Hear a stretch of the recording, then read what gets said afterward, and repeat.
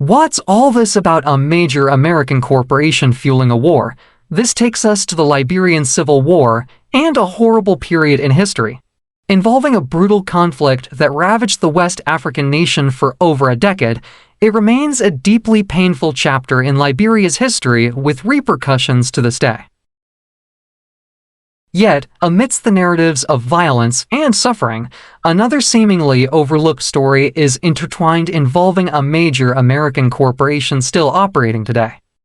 There is a complex and often controversial relationship between a multinational corporation and a ruthless warlord. This story begins 8 years after the horrors of World War I in happier times when society was recovering and industry was booming. Motor vehicles were now in high demand, with the predominant player being Ford with its hugely successful Model T. However, whilst it had a massive 61% share of the market in America in 1921, by 1926 this had dropped to 47%. But this was not because motor vehicle sales were dropping off. In fact, the demand for cars had prompted other manufacturers to get in on the action, and hence there were many more companies producing cars. These being Chevrolet, Chrysler, Buick, Oldsmobile, Dodge, Essex, and Overland. This also fueled an unprecedented demand for rubber so as to produce tires for these vehicles. As the mode of transport prior to motorized transport was horse-drawn carriage, which had wooden wheels banded with metal. This meant there was urgent pressure to find the massive quantities of the rubber plant which would then be turned into rubber. The solution was found in Liberia, which had massive quantities of the rubber plant available. Once this was identified, this led none other than the iconic Firestone Corporation, a major American rubber producer, to set up a rubber producing facility there in 1926, and this now becomes the setting for a developing story of profits over lives.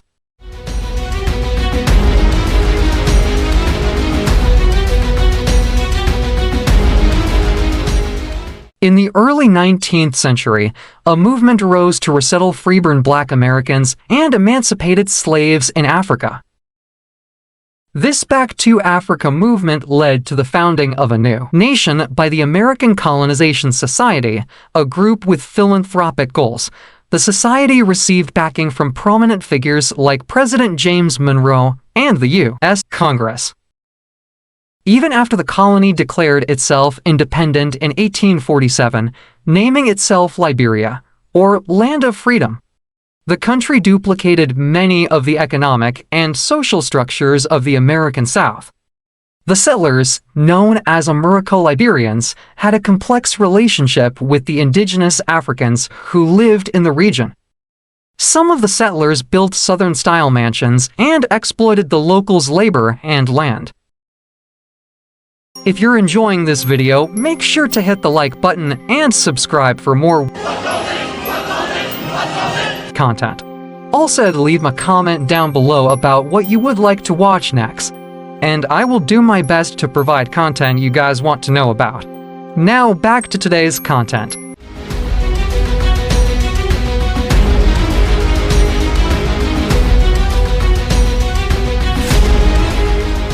Firestone arrived in Liberia in the 1920s. By that time, Harvey S. Firestone Sr., the farm boy from Ohio who founded the Firestone Tire and Rubber Co., had become one of the top industrialists of the time. Motivated by a desire to secure a reliable rubber source outside British control, Harvey Firestone set his sights on Liberia. This equatorial nation, burdened by debt, presented an ideal opportunity. After lengthy negotiations, Firestone secured a highly favorable lease agreement with Liberia. The deal granted Firestone access to a staggering 1 million acres of land, roughly 10% of Liberia's arable land, for a meager 6 cents per acre, and an astonishingly long lease term of 99 years. This lopsided deal raised concerns early on. A League of Nations investigation in 1930 uncovered evidence of forced labor by Liberian government officials on private farms, including Firestone's plantation. However, the investigators found no direct involvement by Firestone in these practices. In response to the scandal, Harvey Firestone Jr. launched a public relations campaign. These radio addresses portrayed Firestone as a responsible company, respectful of Liberian customs, and committed to improving the nation's infrastructure and healthcare, all while delivering benefits to American consumers. Firestone emphasized their role in bringing a new day of hope and advancement to Liberia. The 1950s marked a prosperous period for both Firestone and Liberia's ruling class. Firestone became the nation's largest private employer and top exporter, with profits exceeding the Liberian government's total revenue in 1951. According to one study, the company solidified its ties with Liberian elites by supporting them in becoming rubber plantation owners themselves, offering free seedlings and technical assistance. Several Liberian presidents, including Charles King, Edwin Barclay, William V, S. Tubman, and Tolbert, all owned substantial rubber plantations. Firestone prioritized maintaining a strong relationship with the Liberian government, regardless of leadership. This strategy involved collaborating with whoever held power, irrespective of their methods of attaining or retaining it. President Tubman, for instance, ruled as a virtual dictator for nearly 3 decades, suppressing dissent and imprisoning political opponents. Firestone's ties with Tubman were so close that a plantation executive's daughter even honeymooned at the president's summer retreat. President Tolbert, Tubman's successor, had a more strained relationship with Firestone. During his presidency in the mid-1970s, Tolbert renegotiated the government's contract with Firestone, demanding higher taxes and increased hiring of Liberians in management positions. These changes negatively impacted Firestone's profitability, according to company executives.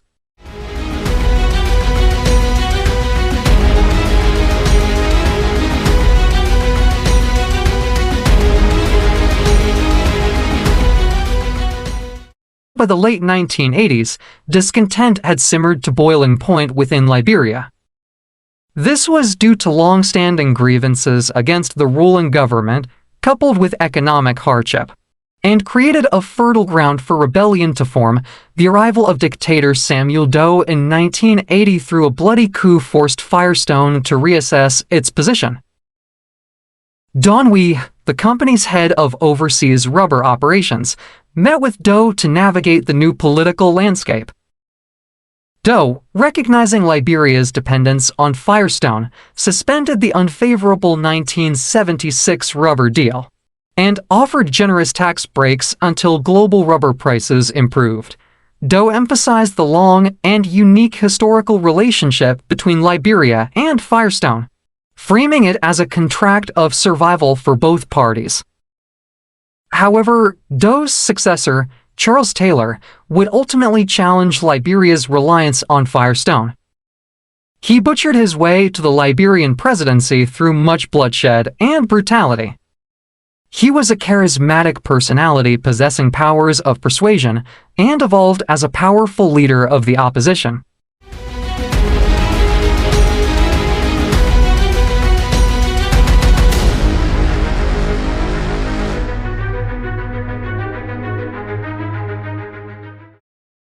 As Charles Taylor's rebellion gained momentum in 1990, the local Firestone Corporation found itself caught in the crossfire.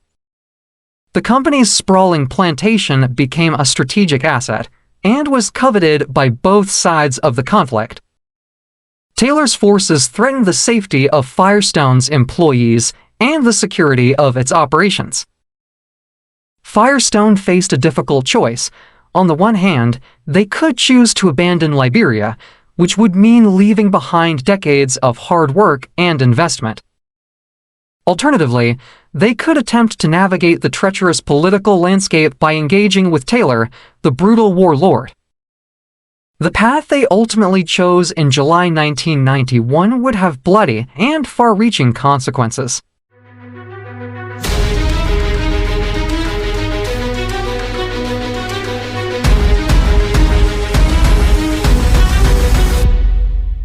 Firestone eventually settled on the choice to work with Taylor. The ultimate reasoning was that this was the only way it could determine it was going to protect its corporate interests. This decision was viewed by Firestone management as utilizing Taylor as a crucial lifeline. In exchange for security assurances, Firestone was to supply Taylor's forces with resources like food, fuel, and even transportation. The company's communication infrastructure allegedly facilitated Taylor's military operations. Furthermore, a 1992 agreement provided Taylor's rebel government with tax revenue from Firestone's exports.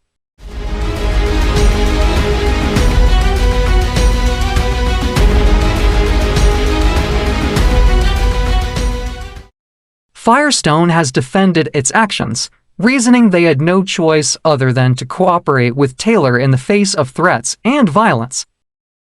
The company also highlights the conflicting messages they received from the United States government. While some United States officials garnered support for Firestone's decision to work with Taylor, many others expressed grave concerns about doing business with a brutal warlord.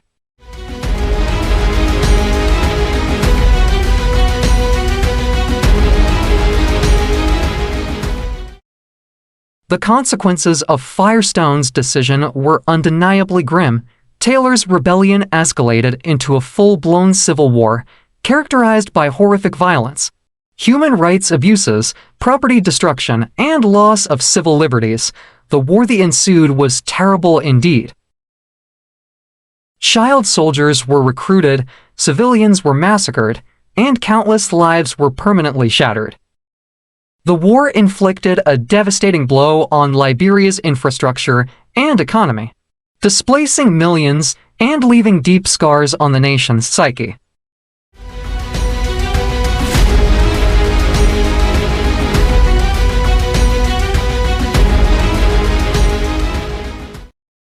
The ethical implications of Firestone's actions remain a subject of intense debate. Did they merely make a pragmatic business decision in a difficult situation? Or did their cooperation directly contribute to Taylor's ability to wage war and inflict suffering? Arguments continue to be made on both sides. On the one hand, some argue that Firestone's actions simply reflected the harsh realities of operating in a conflict zone. In the absence of a strong central government, companies are often forced to negotiate with whoever holds power, even if that power is wielded by a brutal warlord. On the other hand, while operating in a conflict zone presents undeniable challenges, the argument that Firestone had no choice but to cooperate with Charles Taylor is overly simplistic. This perspective overlooks the ethical implications of their actions and the potential for leverage companies may possess. Firestone, as a major corporation, held some leverage. Their investment in Liberia was significant, and their departure would have been detrimental to the economy. This leverage could have been used to pressure Taylor towards a more peaceful resolution.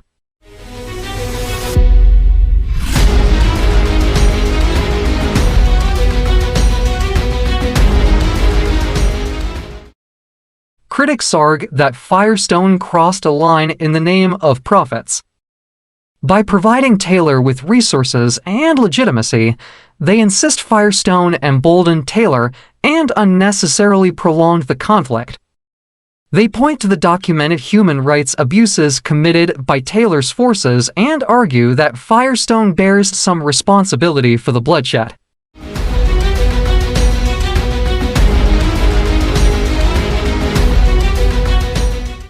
The Liberian Civil War ultimately ended in 2003, resulting in Taylor's exile, being tried and convicted for war crimes. However, Liberia continues to grapple with the lasting trauma and destruction caused by the conflict, with so many families and lives permanently displaced. Infrastructure suffered severe destruction, and without the resources to properly rebuild remains weak. Social divisions persist dependent on which side of the political landscape and military action they were on. And questions of accountability are largely far and few between, with many remaining unanswered. Reconciliation, by definition, is a long-term process, not a quick fix, and is the act of restoring trust and creating a sense of unity after a period of conflict. However, this process is inherently complex, particularly in this case when dealing with individuals who have committed atrocities. Here's why Liberia's situation is particularly fraught. Accountability versus stability. Holding perpetrators accountable for their actions is crucial for justice and preventing future violence. However, pursuing harsh punishments may risk reigniting tensions and jeopardizing the fragile peace.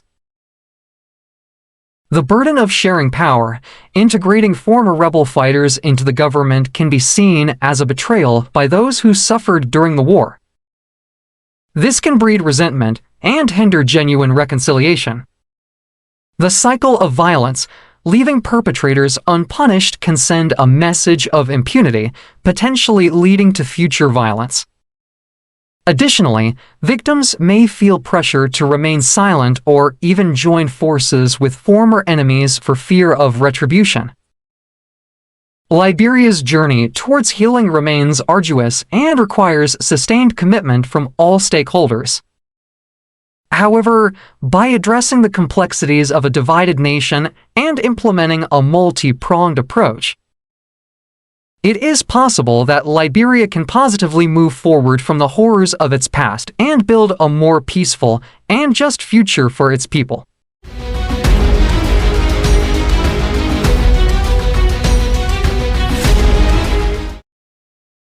The scars of Liberia's civil war extend far beyond property destruction.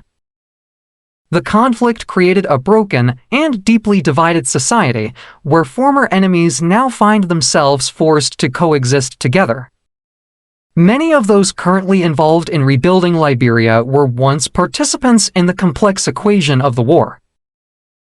Some even hold positions of power within the government they once sought to overthrow. This uncomfortable reality presents a significant challenge in the nation's pursuit of reconciliation.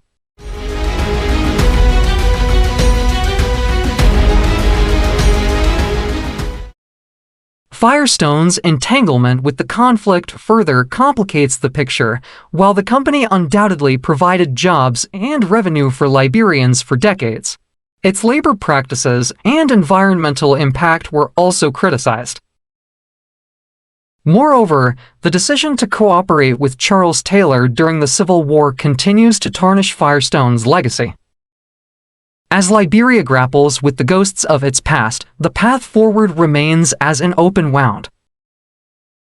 The nation must navigate the delicate dance of reconciliation, ensuring accountability without jeopardizing stability.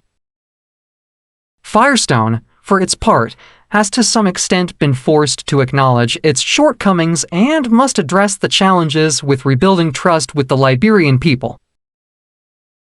The story of Liberia and Firestone is a brutal reminder of the complex ethical considerations that corporations face in conflict zones. It compels us to question the true cost of doing business and the responsibility companies hold in shaping the destinies of the nations they operate within. Only by acknowledging the past, embracing transparency, and prioritizing ethical conduct can a more peaceful and prosperous future be built for Liberia and the corporations that choose to be part of its story.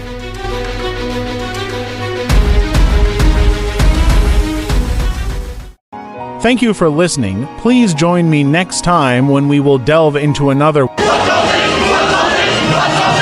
episode.